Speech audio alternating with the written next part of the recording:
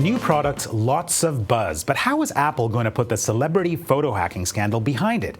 We look ahead to Apple's big day. Also, what are the markets saying about the latest buzz? I'm Afan Chaudhry. Welcome to Globe Now.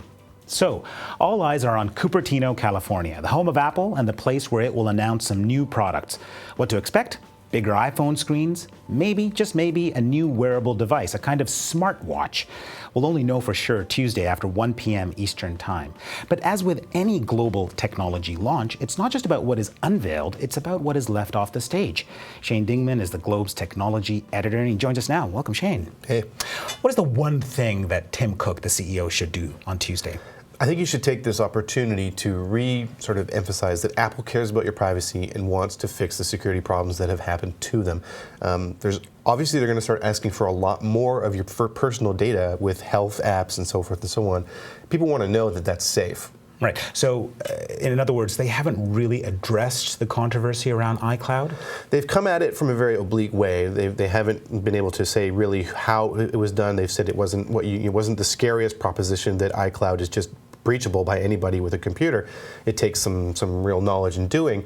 But they haven't gone out and said, well, what are we going to do next? How are we going to make it more secure? What are we going to start to do as a way to tell consumers how to be more careful themselves? Because a lot of this does have to come from the consumer side. So what could Apple recommend? The big thing that they need to start doing, I think, is just tell their customers, you're not going to be able to sign into any Apple product on the cloud or even really locally unless you activate two-factor authentication, which requires you to have your phone and your web service at the same time so that a code goes to the phone and it verifies you are the real person who is trying to access this data. Now, we're talking about iCloud, which is about, photos and sensitive data, maybe company documents, who knows. But one of the things that they're talking about is turning the iPhone into almost a mobile wallet. I mean, tell me about that and the implications for security. Well, the big thing is it's already a mobile wallet in some ways, right? Like your credit card is mostly, they got 800 million credit cards under lock and key. Right. Now they're saying they want to start to put that out in the real world with near-field communication chips, which exist in some other technologies out there now. Apple has sort of taken its time to come to this point, and they may put it in their watch so that there'll be like a secure connection between your watch and the phone and bank and your credit card. That kind of stuff can terrify consumers, so they really do need to make that case that this is all encrypted from every which way and there's no way that it can be cracked, either just by pulling it out of the airways or from your device. I mean, and this has huge implications for how we shop and retailing. I mean, this, I want to buy a gift for my child.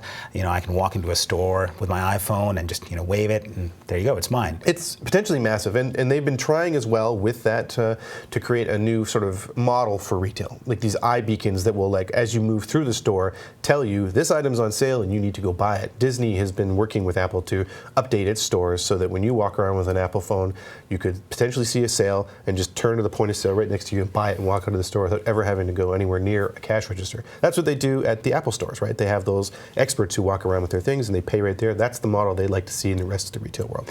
I mean, in some ways, Apple's no newcomer to secure online shopping. How much should the controversy around iCloud, cast a dark cloud, in terms of what Apple wants to do in terms of secure online shopping?